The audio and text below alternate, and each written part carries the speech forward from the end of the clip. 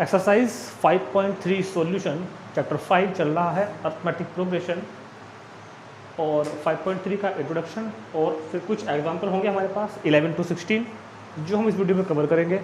5.3 का इंट्रोडक्शन मतलब कुछ बेसिक फॉर्मूले और फिर इसके एग्जाम्पल करेंगे और फिर नेक्स्ट वीडियो में हम शूट करेंगे 5.3 का सॉल्यूशन। ठीक है, तो जैसे कि आपको पता ही है कि इंट्रोडक्शन में हम लोग हमेशा की तरह कुछ कंसेप्ट बेसिक फॉर्मूले और एग्जाम्पल सॉल्व करते हैं, मगर एपी की एक खास बात है कि एपी जो टॉपिक है ना वो टोटल एक्सरसाइज एक दूसरे से लिंक्ड है, जुड़ी हुई है 5.3, 5.2 से 5.2, 5.1 से। तो 5.3 को करने से पहले, 5.3 का इंट्रोडक्शन करने से पहले, 5.3 का एग्जाम्पल करने से पहले, 5.3 का सॉल्यूशन करने से पहले हमको 5.1, 5.2 बहुत अच्छी तरीके से आनी चाहिए, उसके सारे फॉर्मूले सब बातें पता हो। जिनको नहीं पता है वो पहले जाए प्लेलिस्ट में और पहले 5.1, 5.2 अच्छे से करके आएँ। लिंक में जाना, इस वीडियो के डिस्क्रिप्शन में लिंक पे क्लिक करके तब चले जाना। उसके बाद ही आपको 5.3 समझ में आएगी। जो टॉपिक हम यहाँ पर एक्सप्लेन करने वाले हैं उसको समझने के लिए आपको पहले 5.1, 2 आनी ज़रूरी है।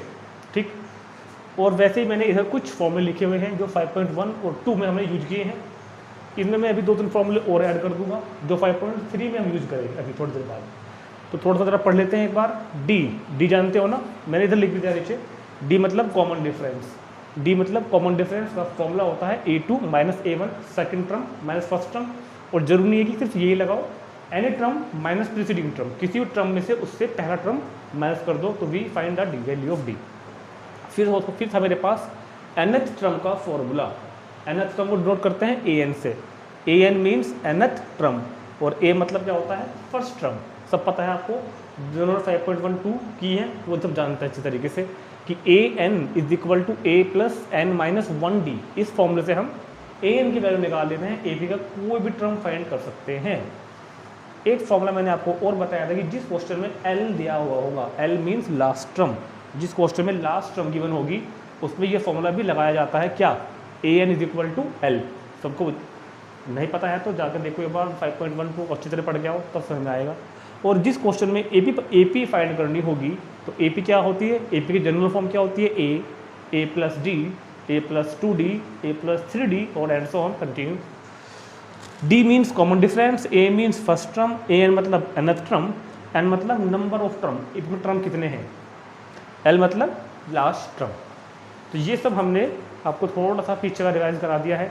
5.1, 5.2 में यही फॉर्मूले और यही सब चीज़ें हमने पढ़ी थी। अभी हम स्टार्ट करने जा रहे हैं 5.3 का इंट्रोडक्शन। और 5.3 इंट्रोडक्शन में हम लोग जो पढ़ेंगे ना टॉपिक, उस टॉपिक का नाम होगा sum of first n terms of n AP मतलब किसी AP के फर्स्ट n टर्म्स का सम, किसी AP के फर्स्ट n टर्म्स का सम।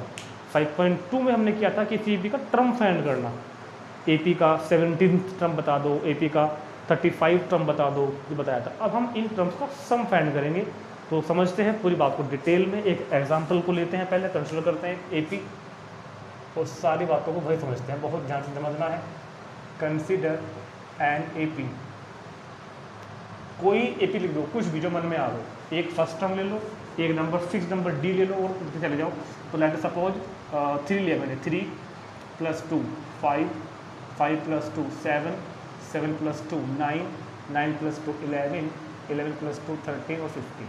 ये मैंने एक AP लिख दी जिसका फर्स्ट टर्म मैंने A लिख दिया है 3 और D मैंने लिया है second term minus first term, मतलब D मैंने क्या ले लिया यहाँ पर 2। तो देखो बोर्ड पर आपको एक AP दिखाई दे रही होगी 3, 5, 7, 9, 11, 13, 15, A is equal to 3, D is equal to कितना 2। और देखो फिलहाल मैंने इसको लिखा है इनफाइनाइट, मैंने डैश डैश डैश लगाया, मतलब ये इनफाइनाइट तक जाएगी। थोड़ी देर के लिए हम इसको फाइनाइट कर देते हैं। हमने मान लो कि यहीं तक की AP ली है, तो हाउ मेनी टर्म, 1 2 3 4 5 6 7, तो इसी में टर्म कितने हो गए 7 और इसका लास्ट टर्म कितना हो गया 15। अब देखो आपके पास कुछ चीज़ें हैं, आपके पास एक बोर्ड पर AP है, इस AP का first term, common difference, number of term 7, L last term 15, सब चीज़ें आपके पास में है। अब हमको इस AP का सम फाइंड करना है हमने किसी ने कहा फाइंड द सम मतलब ऐड कर देना, प्लस करना, योगफल बोलते हैं हिंदी में, जोड़ना। Find the sum of first 5 term. इस एपी के शुरू के 5 टर्म्स को जोड़ दो आपस में और बताओ क्या आएगा, ये पूछा मैंने। Find the sum of first 5 term. तो पहला टर्म 3, 5, 7, 9, 11। तो 11 और 9 20, 20 और 7 27 और 5 32 और 3 35। तो इस एपी के 5 टर्म का जो सम आया वो कितना आया, 35। 3 5 15, 15 और 20 35 आ गया। ठीक है, अब ये बात सुनो बहुत ध्यान से। तो यहाँ तो मैंने जोड़ दिया, लेकिन अगर मैं इस एपी को जैसे मैंने लिखा था थोड़ी देर पहले इनफाइनाइट तक लिखते चला जाऊँ और मैं कहूँ इस एपी के 5 नहीं 50 टर्म का सम बताओ, 15 17 19 21 23 लिखते चले जाओ बहुत दूर तक, और फिर सम पूछता हूँ मैं आपसे 50 टर्म का, तो क्या मैं अब भी इनको बैठ के जोड़ूँगा ऐसे ही 3 + 5 + 7 + 9 + 11 + 13 + 15 + 17 50 तक लंबा थोड़ा काम हो जाएगा। और अगर मैं पूछूँ 500 टर्म का सम, इस एपी को लिखते चला जाओ इनफाइनाइट तक, और जो शुरू की 500 टर्म आएंगे उनका सम बताना है, तो ये तो इम्पॉसिबल, बहुत ज़्यादा दिक्कत वाला काम हो जाएगा ना हमारे लिए। तो हमने क्या किया हुआ है, इस सम को फाइंड करने का एक फॉर्मूला बनाया हुआ है हम लोगों ने।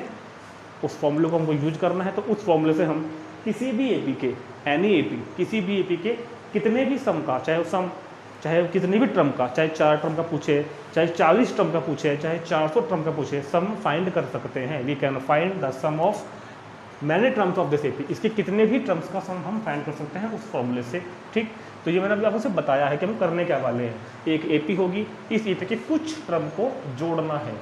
बात याद रही, जो फॉर्मूला मैं आपको बताने वाला हूँ उस फॉर्मूले से हम जो सम फाइंड करेंगे वो फर्स्ट एन टर्म शुरू से, यानी कि आप 20 से कहने लगो कि यहाँ से लेके यहाँ तक का बता दो ना, पहले टर्म से लेके सम ऑफ फर्स्ट एन टर्म, पहले टर्म से लेके और 10 टर्म तक का बताना है, या 20 टर्म तक का बताना है, या 50 टर्म तक का बताना है।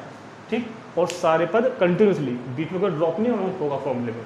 तो जो हम फॉर्मूला लिख के देंगे अभी आपको, उस फॉर्मूले से हम सम फाइंड करेंगे, वो सम हम फाइंड करेंगे फर्स्ट एन टर्म्स का कंटिन्यूसली। ठीक है, तो फॉर्मूला ये होगा।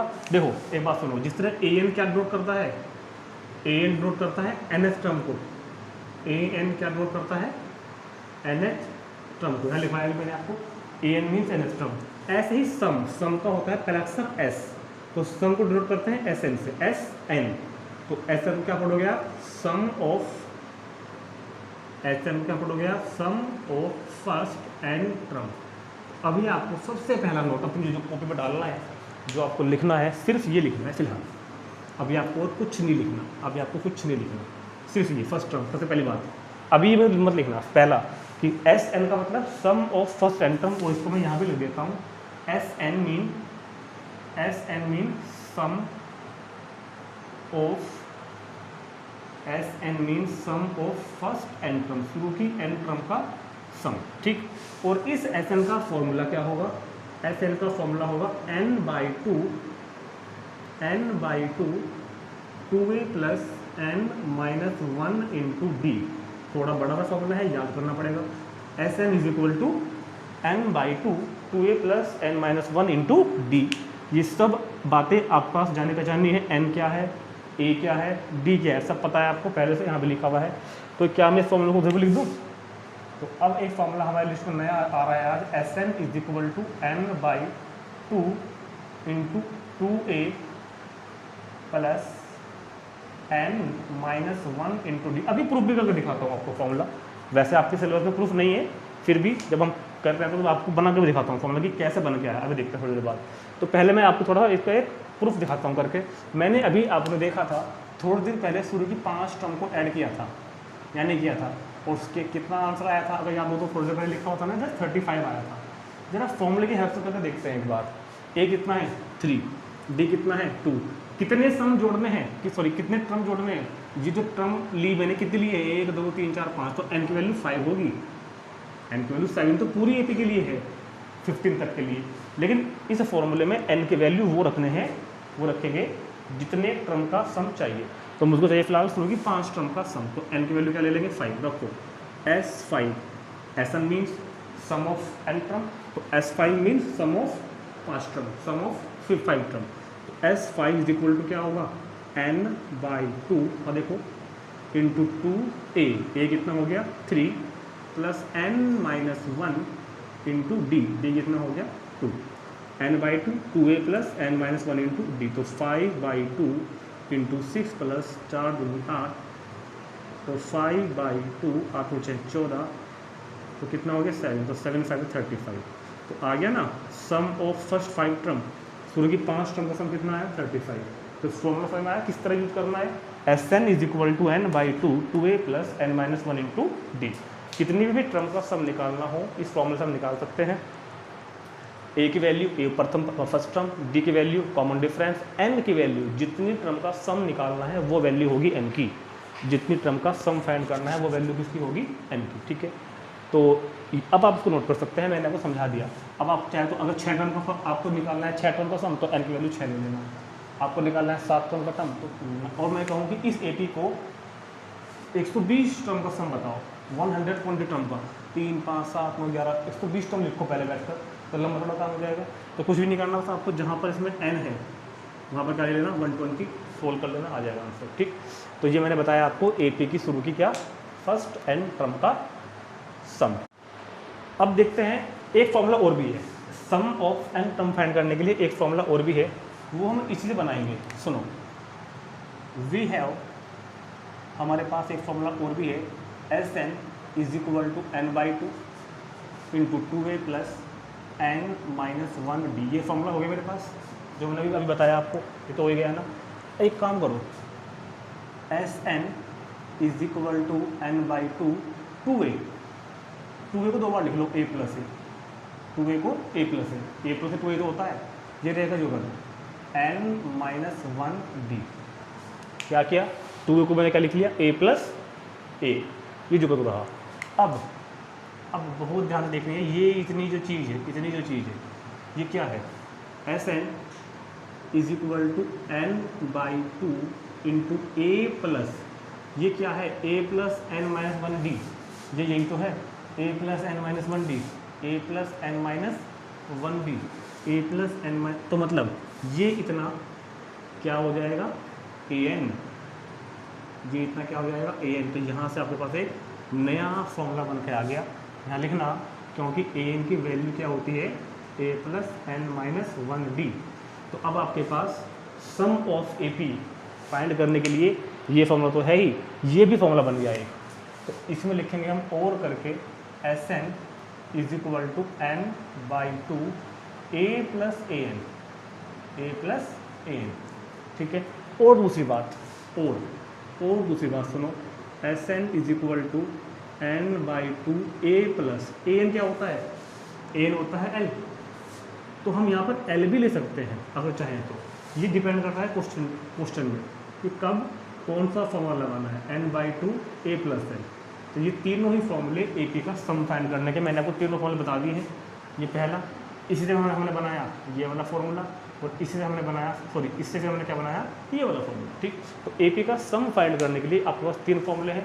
अब कौन सा फॉर्मूला कब लगाना है, देखो सम फाइंड करने के लिए A N D और क्या कहते हैं L और क्या कहते हैं A N, ये चीज़ें हमारे पास होती हैं। A मतलब फर्स्ट टर्म, N मतलब नंबर ऑफ टर्म, D मतलब कॉमन डिफरेंस, L मतलब लास्ट टर्म, A मतलब nth टर्म।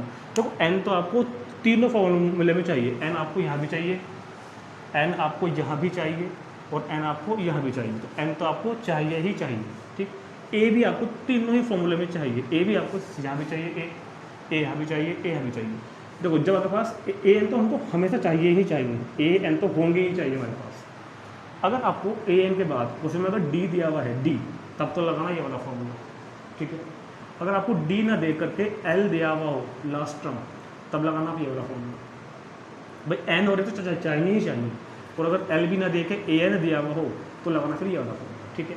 ये फॉर्मूले को लगाने के तरीके हैं, तो नोट करेंगे इसको तुरंत फॉर्मूले को, और फिर मैं आपको एक बात और समझानी है, फिर उसको समझने के बाद शुरू करते हैं इसके एग्जाम्पल। तो अब एक बात और समझनी है हमको, वो समझने के बाद हम एग्जाम्पल पर शुरू कर देंगे फिर हम। अच्छा, ये बात मैं समझा इसलिए रहा हूँ क्योंकि इस बात के ऊपर कुछ हमारे पास बुक में एग्जाम्पल भी आएगा, एक्स्ट्रा के क्वेश्चन भी आएंगे, और ये चीज़ कई बार ना एसेशन रीजन में या MCQ वगैरह क्वेश्चन में आ जाती है, तो ज़रा इसके बारे समझ लें। देखो एक्चुअल में होगा क्या, मैं आपको एक फॉर्मूला लिखवाने वाला हूँ थोड़ी देर बाद, SN,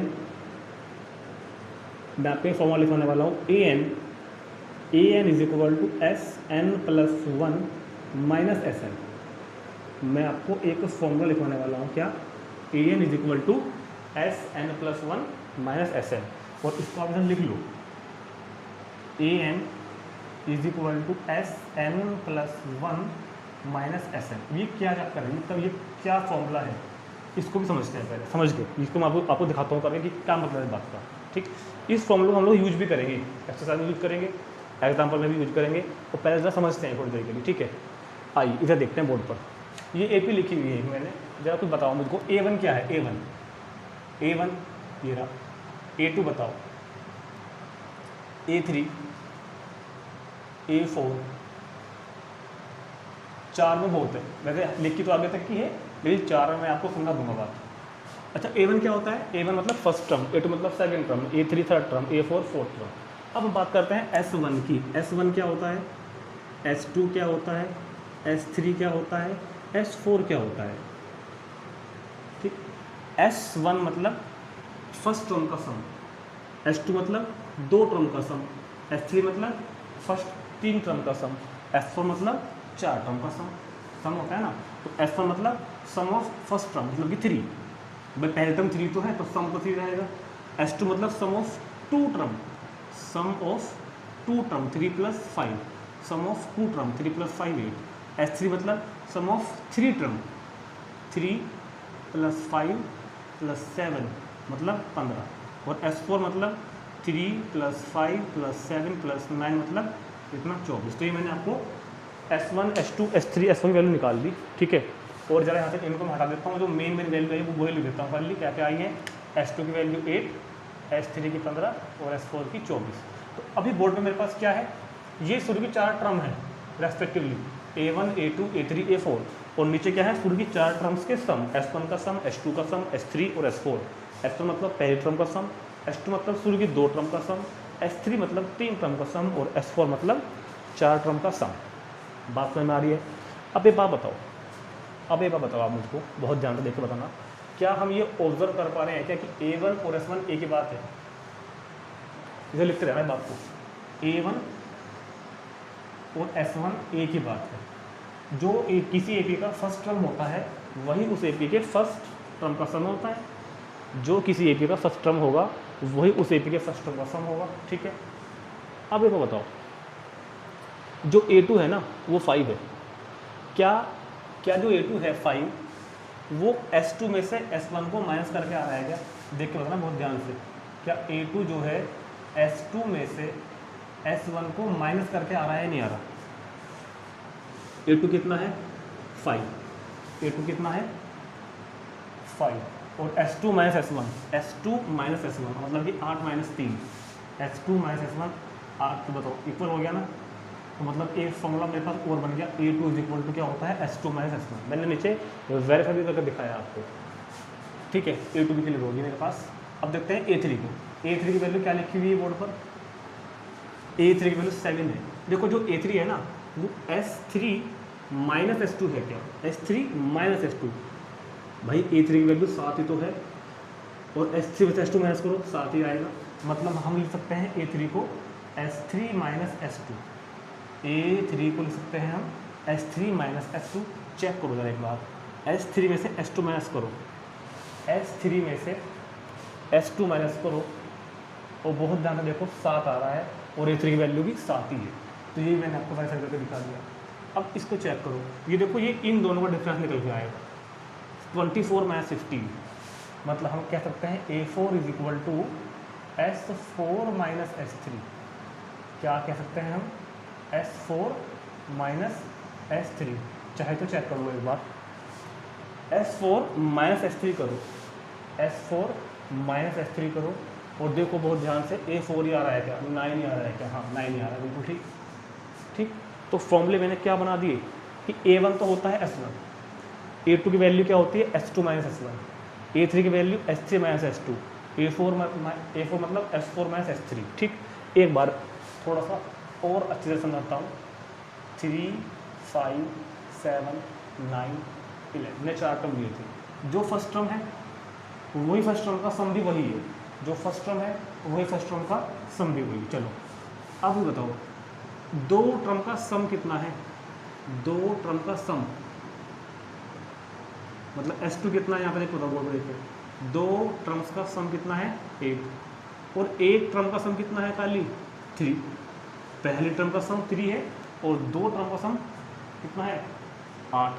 अगर मैं कहता हूँ कि मेरे को 5 फाइंड करना है सेकंड टर्म, तो सेकंड टर्म कैसे आ रही है? ये सेकंड टर्म देखो कैसे आ रही है, 5 कैसे आएगा? S2 में से S1 माइनस करके, S2 में से S1 माइनस करके। इस तरह समझ सकते हैं आप, चाहे जैसे समझ जाता है, याद रखना पड़ेगा आपको कि A1 is equal to S1, A2 is equal to S2 minus S1, A3 is equal to S3 minus S2, A4 is equal to S4 minus S3। अगर चाहो तो इसको नोट कर लो या स्क्रीनशॉट ले लो, क्योंकि आई मैं इसको थोड़ा सा और समझाऊंगा यहाँ पर। चलो ये फालतू चीज़ें हटाने से, ये कैलकुलेशन की है मैंने, इनको हटाओ, इनको हटाओ। मेन फॉर्मूला ये है वैसे। ठीक, अब सुनो, इन सब बातों को मैंने जनरलाइज किया। हमने एक पैटर्न फॉलो किया कि A1 हो, A2 हो, A3 हो, A4 हो। मान लो कि A10 है, देखो अगर A4 है तो यहाँ S4 है, A3 है तो S3 है, A2 है तो S2 है। मतलब A10 निकालने के लिए क्या करना पड़ेगा बताओ, देख करके पैटर्न देखो भाई। A4 है तो S4 है ना, तो A10 है तो क्या होगा S10, और फिर से एक कम मतलब S9। बन गया फॉर्मूला। तो इस तरह किसी भी AP का कोई भी टर्म इस तरह भी फाइंड कर सकते हैं हम, अगर हमको सम दिया हुआ है। क्वेश्चन इस तरह आ सकता है कि किसी AP के 8 टर्म का सम, मान लो किसी AP के 8 टर्म का सम तो कितना है 52, और इस AP के 7 टर्म का सम कितना है 46। मैंने मान लिया, वैसे एग्जाम्पल ले रहा हूँ। एक AP के AP have sum of 8 term 52 and sum of 7 term 56, find 7th term. तो A7 फाइंड करना है, सॉरी फाइंड 8 टर्म, तो A8 फाइंड करना है आपको। तो फॉर्मूला को खुद बनाना है इस पैटर्न को फॉलो करके। A8 क्या होगा? A8 होगा S8 माइनस S7। तो क्या होगा इस क्वेश्चन का answer? A8 is equal to 52 minus 46 मतलब कि 6। ठीक, तो फॉर्मूला समझ में आ गया होगा मुझे लग रहा है कि A4 is equal to S4 minus S3, A3 is equal to S2 minus S3 minus S2, A2 is equal to S2 minus S1। और इन सब का जो जनरल फॉर्म है, जनरल फॉर्म इनकी ये लिखी हुई नीचे कि अगर यहाँ पे आपने AN लिया तो यहाँ पे क्या आएगा?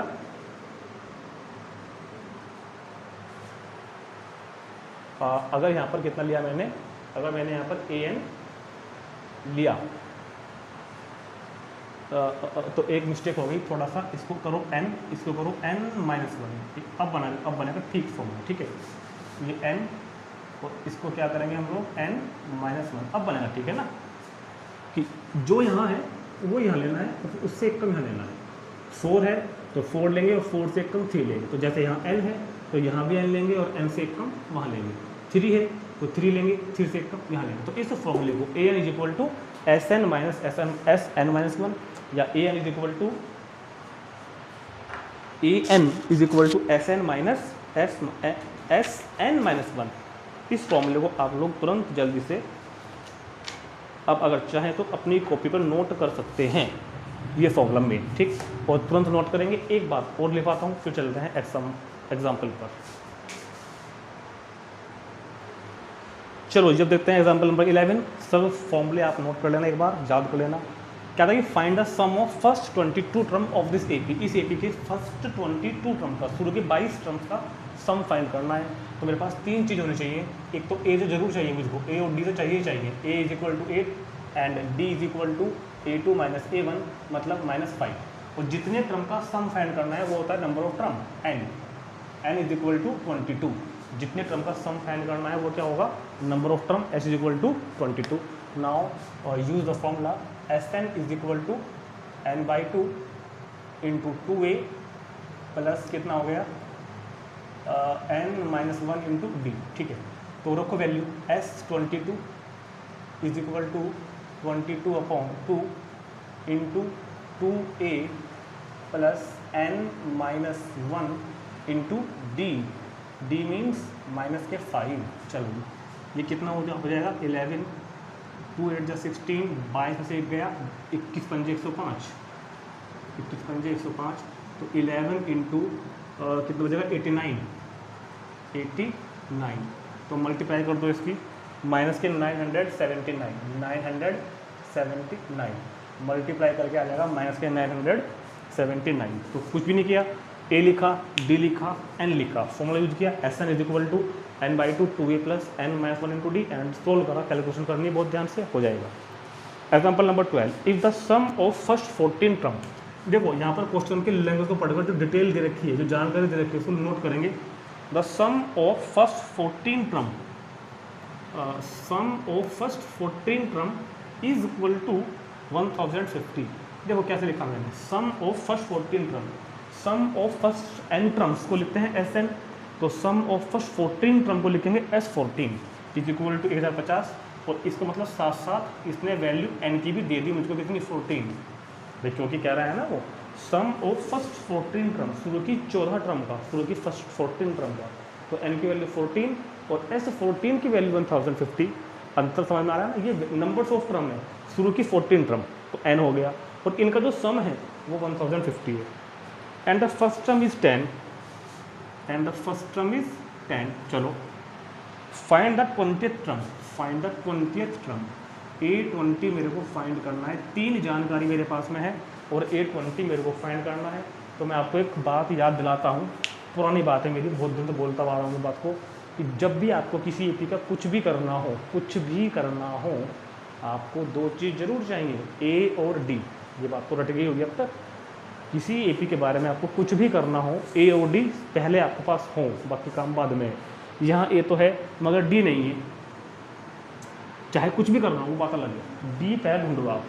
तो डी के लिए मेरे पास 1 2 3 जानकारियाँ हैं, इनसे मैं निकालता हूँ डी की वैल्यू, देखते हैं कैसे। सुनो, वी हैव, बहुत ध्यान सुनना, वी हैव S14 की वैल्यू, S14 कितना है मेरे पास 1050।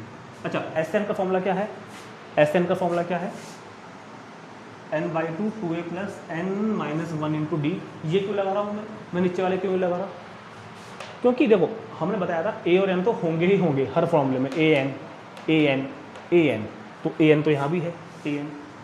अब हमको जरूरत किस चीज़ की है, क्या मुझको जरूरत l की है क्या जरूरत an की है क्या, या फिर जरूरत d की है क्या, जरूरत किस चीज़ की है मुझको यहाँ पर, मैंने तो बताया आपको a और d चाहिए, a तो है तो d चाहिए ना, तो मतलब पहला फॉर्मूला हम लगाएंगे। तो S14 तो क्या होगा, ये Sn लिखा हुआ है n/2 into 2a plus n minus 1 into D is equal to 1050। ये क्या कर दिया जी, अरे फॉर्मूला लगाया Sn का n/2 2a plus n minus 1 into D, N की जगह 14 लिया, 14/2 2a, ए की जगह 10 प्लस 14 माइनस 1 इंटू डी, तो कितना हो गया 7 10 प्लस 20, 14 में से गए कितना 13d, 13d बराबर 1050। चलो जी 7 गया अपोन में, तो 20 प्लस 13d बराबर 1050 अपोन कितना 7, तो 20 प्लस 13d 15 7 कितना होता है 105, तो कितना हो जाएगा 150 हो जाएगा ना। तो 13d इज इक्वल टू 20 गया इधर, तो 130, तो d इज इक्वल टू 10, तो लो d आ गया, d 10 आ गया, a है ही पहले से, और a और d पहले आपको हो आपके पास, बाकी काम बाद में। A20 फाइंड करना है, आप कर देंगे आराम से। A20 क्या होता है, A20 a प्लस 19d होता है A20, तो a की वैल्यू 10, 19 इंटू डी की वैल्यू भी 10, सोल्व करोगे तो क्या आएगा आपके पास 200। अच्छा क्वेश्चन था, तुरंत नोट करेंगे। चलते हैं नेक्स्ट एग्जांपल पर।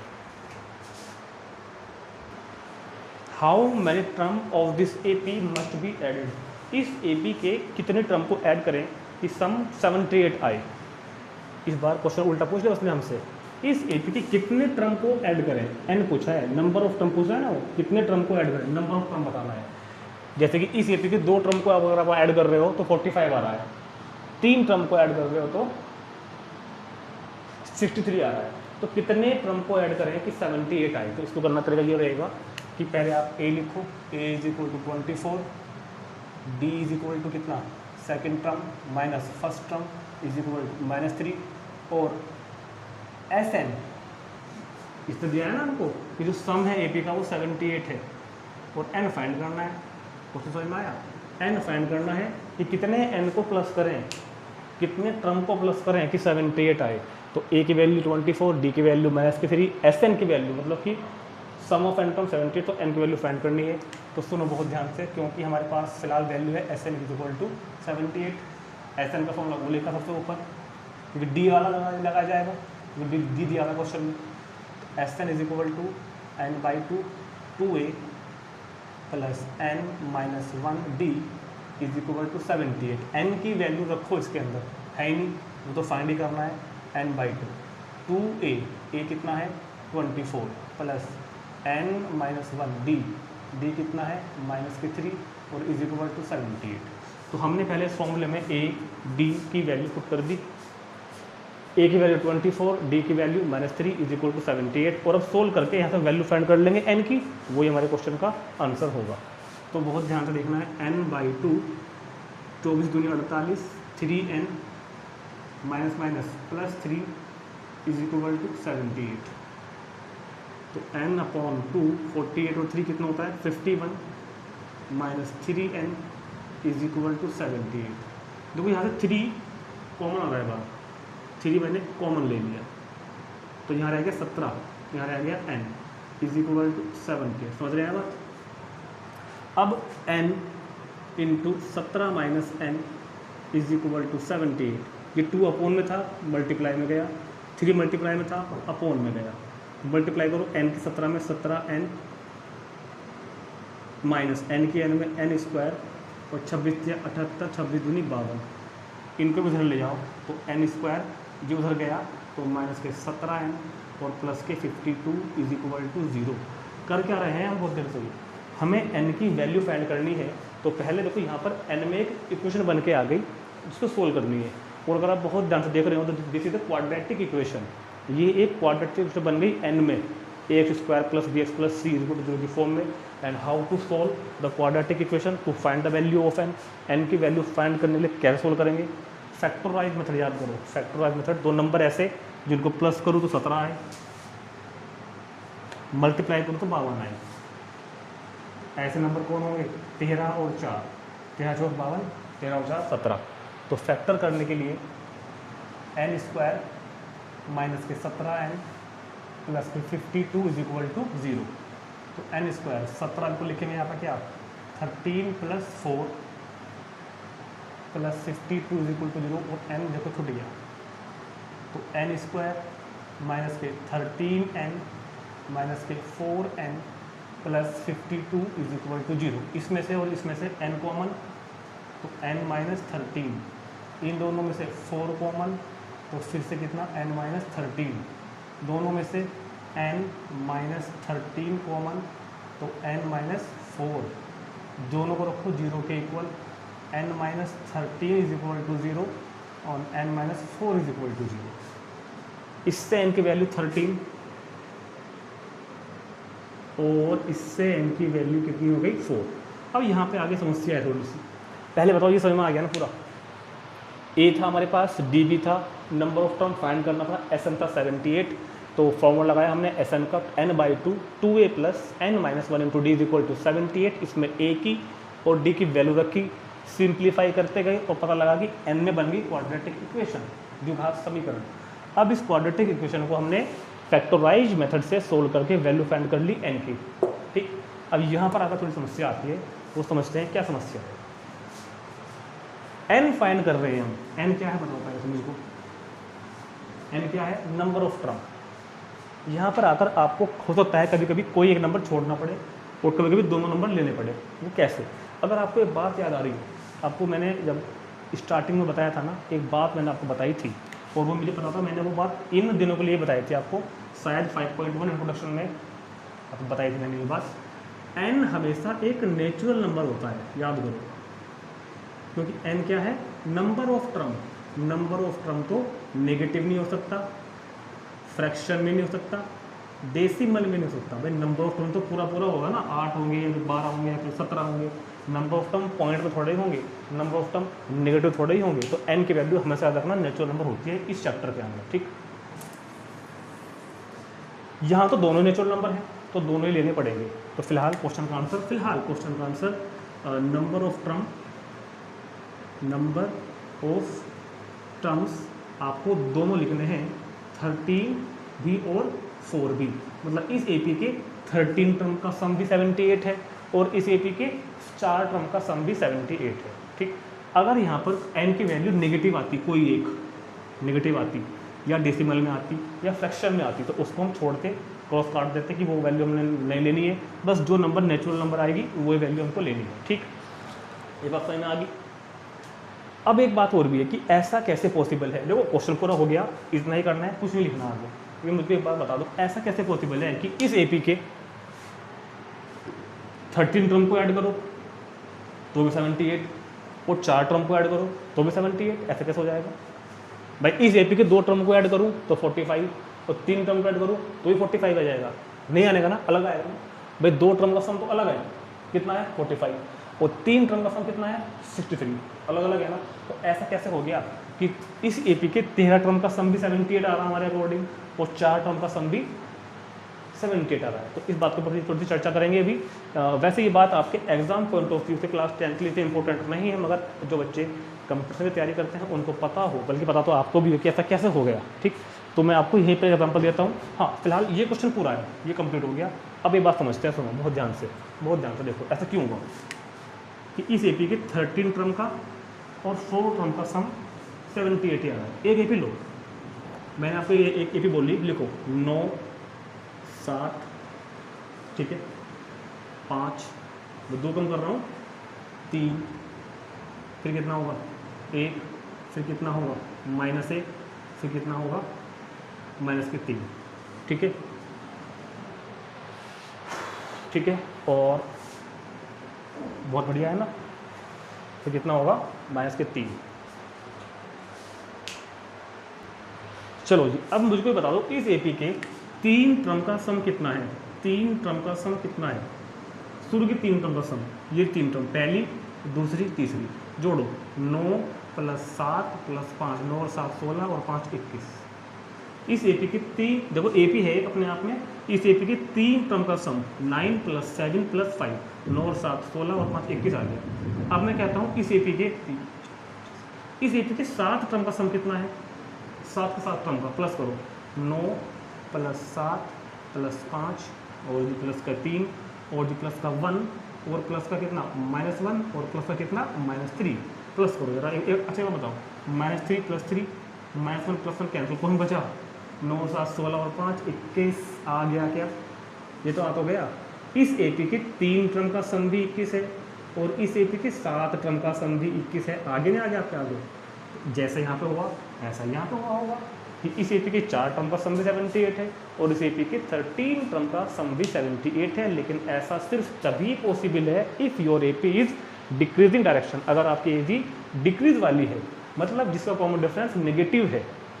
देखो कॉमन डिफरेंस नेगेटिव है ना, तो जिस एपी का कॉमन डिफरेंस नेगेटिव होता है, यानी जो एपी डिक्रीज वाली होती है, जिसके term number of term decrease होते हैं, उसमें ऐसा होता है। हाँ, अगर कोई एपी इंक्रीज वाली होती, अगर कोई एपी इंक्रीज वाली होती तो जिसका डी पॉजिटिव होता है, उस एपी में ऐसी स्थिति नहीं बनेगी, उस एपी में number of term sum of term अलग अलग आएंगे, ठीक है। मगर जिस एपी में डिक्रीज वाली एपी है उसमें ऐसा होता है। तो ये मैंने आपको इसको एग्जाम्पल समझा दिया। कभी कभी क्या होता है एग्जाम में पूछ लेते हैं इस बात को, मैं लिखाता हूँ आपको, पहले आप इसको नोट कर लो अगर चाहो तो कि ऐसा क्यों हुआ था, ये नोट कर सकते हो, चाहो कर लो, ठीक है। अब कभी भी पूछ लेते हैं एग्जाम में कि give the reason for two answer, कभी कभी आता है, वैसे कभी कभी आता है, शायद है देखो नहीं, इसमें नहीं है, कभी कभी आता है कि give the reason for two answer. तो अगर कभी आया ना give the reason for two answer, तो आपको लिखना है क्योंकि कॉमन डिफरेंस इज नेगेटिव, क्योंकि common difference is negative so 2 answer are possible. बस ये लिख देना खाली, 2 आंसर आर कितना, 2 आंसर्स आर कितना पॉसिबल, ये लिख देना, ठीक। तो नोट करेंगे तुरंत, इंपॉर्टेंट क्वेश्चन था। चलते हैं क्वेश्चन नंबर 14 पर। चलो जी, दो इंपॉर्टेंट क्वेश्चन और देखते हैं। Find the sum of first 1000 positive integer. शुरू के फर्स्ट 1000 टर्म को प्लस करना है। 1 + 2 + 3 + 4 अप टू 1000। कह रहा है कि 1 + 2 + 3 + 4 अप टू कितना 1000, ये प्लस करना है। ठीक, find the sum of first 1000 integer. शुरू के 1000 इंटीजर सम फाइंड करना है। और इधर कहता है सेकंड पार्ट में find the sum of first n positive integer. शुरू के n पॉजिटिव इंटीजर, तो शुरू के n पॉजिटिव इंटीजर कौन कौन से होते हैं? 1 + 2 + 3 अप टू कहाँ तक? n तक। भाई ये शुरू के कितने हैं? n positive integer. और ये शुरू के कितने हैं? डस्टर कहाँ है मेरा? और ये शुरू के कितने हैं? 1000 positive integer. These are 1000, these are first 1000 positive integer and these are first n positive integer. और एक बात को ध्यान रखना, ऐसा क्वेश्चन जरूर नहीं कि यहाँ पर जैसे लिखा हुआ है ना कि find the sum of first 1000 positive integer, find the sum of first n positive integer. तो इसे कितने भी कह सकता है? Find the sum of first 500 integer, find the sum of first 100 integer, find the sum of first 10,000 integer. सबका तरीका यही रहेगा। ठीक, तो करते हैं शुरू। इंपॉर्टेंट क्वेश्चन है, बहुत ध्यान से देखना है, मगर पहले ये वाला करेंगे, उसके बाद ये वाला करेंगे, क्योंकि मुझे कुछ बताना है आपको, एक जल्द दिखाना है, इस वजह से। चलो जी, क्या ये एक एपी है? Yes, this is AP because D is 1, A is equal to first term 1 and D is equal to second term minus first term। बताओ बात समझ में आई क्या? A is equal to 1, D is equal to 1 and sum कितने term का find करना है? n term का। n तो n ही होगा, sum of first n term. देखो जब भी d होगा फॉर्मूला ये लगेगा, लिखो लगाओ, Sn is equal to n/2 2a plus n - 1 into D. n की वैल्यू रख दो, n की वैल्यू तो n ही है, /2 into 2a plus n - 1 into D. तो n/2, 2 1 2 और प्लस n - 1, तो ये क्या बना? n/2, ये वाला n लिखो, दो में से एक गया 1, तो फाइनली क्या आंसर आया? n और इंटू कितना? n+1 और बाय कितना? 2। तो this your sum of first n positive integer, this your answer. तो आपके शुरू के जो फर्स्ट n पॉजिटिव इंटीजर हैं उनका सम n+1/2। ए की वैल्यू 1 ली, डी की वैल्यू 1 ली and use the formula of first sum of first n terms for NAP use कर लिया। और अब एक काम करना है, क्वेश्चन समझ में आ गया होगा आपको, ये फॉर्मूला अब से और सारी ज़िंदगी के लिए याद रखना है। रिमेंबर, क्या मतलब है फॉर्मूले का? ये आपको 11th में भी काम आएगा, 12th में भी काम आएगा, उसके आगे भी काम आएगा। जब भी आपको फर्स्ट n इंटीजर का सम फाइंड करना हो तो बस इसको याद रखो, n+1/2, n+1/2, n+1/2, n+1/2। कब? जब शुरू के फर्स्ट n इंटीजर का सम फाइंड करना हो। मान लो मैं कहता हूँ शुरू के 10 इंटीजर का सम फाइंड करो, शुरू के 10 इंटीजर का क्या करो? सम फाइंड करो। शुरू के 10 इंटीजर का सम फाइंड करो, पता कितना आएगा? 55। कैसे बताया मैंने? मैं कहीं देख के नहीं आया हूँ मैंने, क्योंकि मुझे फॉर्मूला याद है। कितने इंटीजर का सम फाइंड करना है? 10 इंटीजर का, तो n की वैल्यू 10 भर देना, 10 और 1 11/2। n की वैल्यू 10 भर दी, 10 और 1 11/2, तो कितना हो गया? 11×5 55। अगर आपको कहते हैं कोई कि शुरू के 50 इंटीजर का सम फाइंड करो, फर्स्ट 1 + 2 + 3 प्लस अप टू 50, तो क्या आएगा? भरो 50 + 1 51/2 कितना? 25। मल्टीप्लाई कर लेना दोनों की, आंसर आ जाएगा। तो इस फॉर्मूले से आप डायरेक्ट किसी भी कंटिन्यूसली 1 + 2 + 3 + 4 कहीं तक का भी कंटिन्यूसली, मगर बीच में ड्रॉप नहीं होना चाहिए, सम फाइंड कर सकते हो। जैसे कि यहाँ कहा है, find the sum of first 1000 positive integer. तो अगर मैं इस फॉर्मूला का यूज करूँ और इस फॉर्मूले में n की वैल्यू 1000 भरूँ और 1000 + 1 को 1001 लिख के /2 करूँ, और ये कितना हो जाएगा मेरे पास? 500। तो कितना बैठ जाएगा भैया? 5 × 5 0 0 5 × 5 और 2 2 आ गया आंसर। ये आएगा आंसर 500। इस क्वेश्चन का आंसर आएगा 500। लेकिन यहाँ तो मैंने इस फॉर्मूले को आपको रटवा दिया, याद करवा दिया। आपको क्वेश्चन ऐसे नहीं करना, क्वेश्चन तो आपको AP के फॉर्मूले से ही करना पड़ेगा। ये तो मैं आपको एक शॉर्ट ट्रिक बता रहा हूँ खाली करने की, ठीक है? तो कैसे ग्राफ समझ में आ गया ना? देखते हैं इस क्वेश्चन को AP के फॉर्मूले से। वैल्यू ऑफ A कितना है 1, वैल्यू ऑफ D कितना है second term minus first term, और इस बार n की वैल्यू 1000 है मेरे पास। वो कह रहा है ना सम ऑफ फर्स्ट 1000 इंटीजर्स, लगाओ वैल्यू, फॉर्मूला लगाओ Sn is equal to n/2 into 2a plus n minus 1 into D. n की वैल्यू रखो 1000 अपॉन में 2 into 2a plus n minus 1 into D, D मतलब 1। कितना हो गया 500, 2 1 जा 2, और ये कितना हो गया 999, 999, तो 500, ठीक है। और जब इसमें प्लस करोगे तो 1001, और मैंने अभी मल्टीप्लाई की इन दोनों की, अभी मल्टीप्लाई की थी इन दोनों की, तो कितना आ गया 500, 500, आंसर 5,05,000। वेरी सिंपल, सब कुछ समझ में आ गया होगा कि कैसे यूज किया है, सोल्व कैसे किया है, और फॉर्मूले को यूज कैसे किया है। Note it down and turn to next question.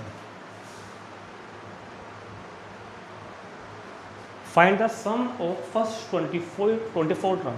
Find the sum of first 24 term, शुरू की 24 टर्म का सम फाइंड करना है उस एपी का, उस एपी के शुरू के 24 टर्म का सम फाइंड करना है जिसका nth टर्म ये है। क्वेश्चन के लैंग्वेज को पढ़ो। Find the sum of first 24 terms of list of number whose nth term is given by this an is equal to 3 plus 2n। तो an दिया हुआ है 3 plus 2n, ये एक एपी का nth टर्म है। nth टर्म होता है ना an, ये an दिया हुआ है आपको nth टर्म, और हमको क्या फाइंड करना है इस एपी का Sn, S24, ठीक है। अब एक बार बताओ Sn का फॉर्मूला क्या होता है मेरे पास, यहाँ ले देता हूँ। Sn का फॉर्मूला होता है मेरे पास n/2 into 2a plus n minus 1 into कितना d, जहाँ पर a first term, b common difference, और n क्या होता है नंबर ऑफ टर्म। वो तो है क्योंकि उसने क्वेश्चन में पहले कहा साथ साथ कि 24 टर्म का सम फाइंड करना है, find the sum of 24 term. तो वो क्वेश्चन में क्या पूछ रहा है हमसे, find the sum of 24 term, मतलब मुझको Sn की वैल्यू निकालनी है S24 की, और n की वैल्यू 24 पुट कर दूंगा। a और d मुझको भी और चाहिए, ये तो आपको पता ही है ना, AP में कुछ भी करना हो a और d तो चाहिए। चलो, मगर चक्कर क्या है कि a और d है ही नहीं हमारे पास तो an दिया हुआ है इस बार। ऐसा क्वेश्चन तो हमने किया ही नहीं अब तक। क्या दिया हुआ है हमको, an दिया हुआ है। तो पहले हम इस an की हेल्प से, इस an की हेल्प से a और d फाइंड कर लेते हैं। इस an की हेल्प से a और d फाइंड कर लेंगे और उनको यहाँ पर लगा रख देंगे, काम खत्म हो जाएगा, ठीक। तो शुरू करते हैं, कैसे निकाल लेंगे a और d।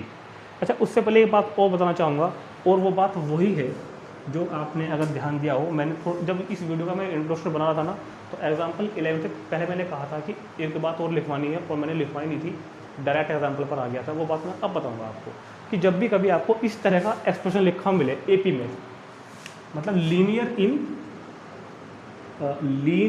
एन, लीनियर समझते हो ना, एन की एक power, linear in an, linear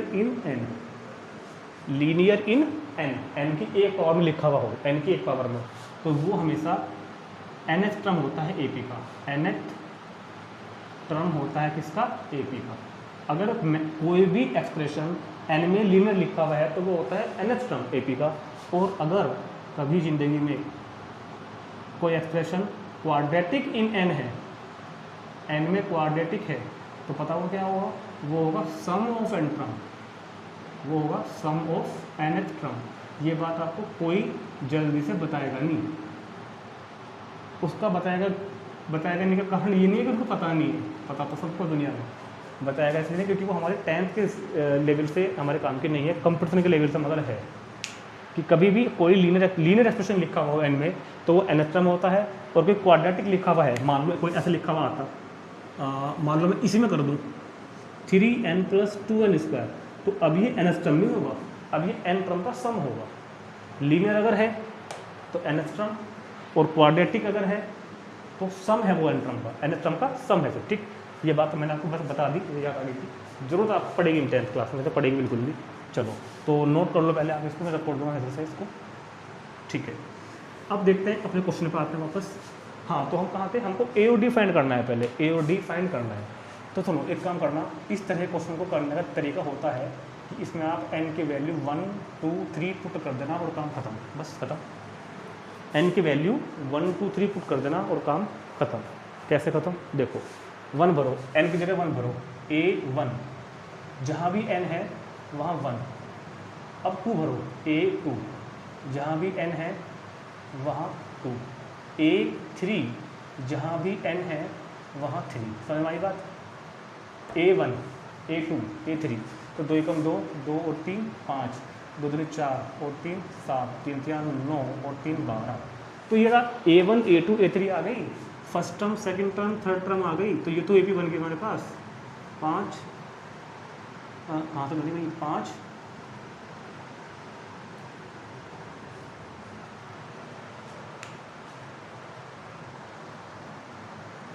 कहाँ गड़बड़ करी जा देख करो, कहाँ मिस्टेक कर बैठे हम लोग। अच्छा ये 2 था इधर, 3 + 2n, 3 प्लस तो कितना हो गया 9, तो 5 7 9, तो ये तो AP बन गया मेरे पास, 5 और 2 7 और 2 9 बन गई ना। तो इसका फर्स्ट टर्म कितना है A 5, कॉमन डिफरेंस कितना है D 7 - 5 = 2। अब आपके पास A भी है, आपके पास D भी है और आपके पास N भी है, A भी है D भी है N भी है, फॉर्मूला भी है Sn = n/2, 2a + n - 1 × D। रखो n की वैल्यू कितनी 24/2 × 2a + n - 1 × D। n/2 2a + n - 1 × D। Solve कर लो। 12 2 पंजे 10, 24 1 23, 23 46, 46 और 10 56, 56 × 12 672। कैलकुलेशन तो अपना किया करो, 672 इसका आंसर आ गया। नोट करेंगे और देखते हैं next last example 16। Example number 16 word problem है और अक्सर ऐसा क्वेश्चन केस स्टडी में आते हैं। A manufacturer of TV sets produce 600 sets in the 3rd year and 700 sets in the 7th year. एक टीवी बनाने की फैक्ट्री कोई कंपनी है जिसने 600 टीवी बनाए हैं तीसरे साल में। पहला साल उन्होंने कुछ बनाए होंगे, हमें नहीं पता, दूसरे साल कुछ बनाए होंगे, मगर तीसरे साल के दिए हुए हैं 3rd ईयर में जो उसने टीवी बनाए हैं 600, एंड द 7th ईयर में बनाए हैं उसने 700। Assuming that the production increase uniformly by a fixed number every year. मतलब क्या है, हर साल वो एक निश्चित संख्या में, एक फिक्स नंबर से टीवी की संख्या ऐड करते जाते हैं। मान लो उन्होंने आज इस साल टीवी बनाए हैं 10, अगले साल बनाएंगे 12, अगले साल बनाएंगे 14, अगले साल बनाएंगे 16। मतलब हर साल वो फिक्स ही ऐड कर रहे हैं। समझ रहे हैं बात को? हर साल जो टीवी का प्रोडक्शन ऑफ टीवी जो बना रहे हैं वो फिक्स नंबर से बना रहे हैं कि अगर इस साल उन्होंने बनाए हैं 100 टीवी तो अगले साल बनाएंगे मान लो 120 टीवी, उससे अगले साल 140, उससे अगले साल 160, उससे अगले साल 180। मतलब हर साल जो उनका नंबर ऑफ टीवी इंक्रीजिंग हो रहा है वो 20 हो रहा है, 100 120 140। तो वो क्वेश्चन में ये लिखा हुआ है कि a manufacturer of TV sets produce 600 sets in the 3rd year. 600 TV बनाए हैं 3rd ईयर में एंड 700 टीवी बनाए हैं 7th ईयर में। एस्यूमिंग that the production increase uniformly, अगर वो एक निश्चित यूनिफॉर्मली से ऐड हो रहे हैं by a fixed number, then find, ये 3 बातें बतानी है कि the production in the 1st year, कि पहले साल कितने बनाए थे, production in the 10th year, 10वें साल में कितने बनाएंगे, and total production in the 7th year. ठीक, तो हम क्या करते हैं, इस कंपनी द्वारा किसी nth ईयर में बनाए गए टीवी के नंबर an मान लेते हैं। let us denote the number of TV sets manufactured in the nth year by an। nवें ईयर में बनाए गए टीवी के नंबर कितनी है, an। तो जैसा कि क्वेश्चन में कहा है 3rd ईयर में उसने कितने बनाए हैं 600, मतलब A3, और 7th ईयर में उसने कितने बनाए हैं 700। ये तो कह रहा है क्वेश्चन में कि 3rd ईयर में a manufacturer of TV set produce 600 sets in 3rd year, 600 sets in 3rd year and 700 sets in 7th year. तो अब फाइंड क्या करना है, देखो बहुत ध्यान से, तो क्वेश्चन बहुत ईजी बन गया। फर्स्ट कह रहा है कि the production in the 1st year, मतलब 1st ईयर का बताना है, पहले साल का A1, मतलब इसको हम फर्स्ट टर्म बोलते हैं, ए बताना है। Production in the 10th year, production in the 10th year बताना है, A10 बताना है। And total production in the 1st 7 year, शुरू के 7 सालों में टोटल कितने बनाए, पहले साल के प्लस दूसरे साल के प्लस तीसरे प्लस चौथे प्लस 5वें प्लस 6ठे प्लस 7वें साल के, मतलब S7। पहले साल से लेकर 7 साल तक का टोटल बता रहा है, मतलब S7। तो A3 और A7 गिवन है, ये बातें बतानी है, A और D चाहिएंगे। तो बनाते हैं दो इक्वेशन। A3 कितना होगा, A3 याद करो A + 2D, A3 क्या होता है A + 2D, और A7 क्या होता है A + 6D। भूल गए याद, फर्स्ट एंड सेकंड सब्ट्रैक्ट करो इनको,